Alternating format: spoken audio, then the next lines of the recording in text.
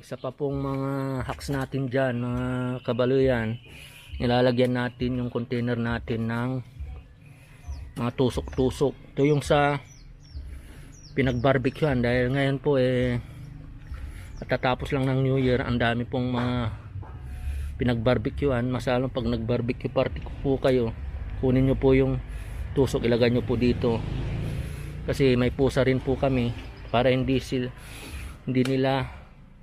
pupunta dito dahil matutusok sila sigurado. Ganyan po. Ayan po yung barbecue stick, tutusok po natin yan dyan sa mga, ito yung mga seedlings natin, kasi kung minsan yung mga pusa nga pumupunta sila dito, so nasisira yung mga seedlings natin, kaya nilalagyan natin ng mga tusok-tusok. Ang gamit ko yung barbecue stick. So yan po yung konting hacks po natin.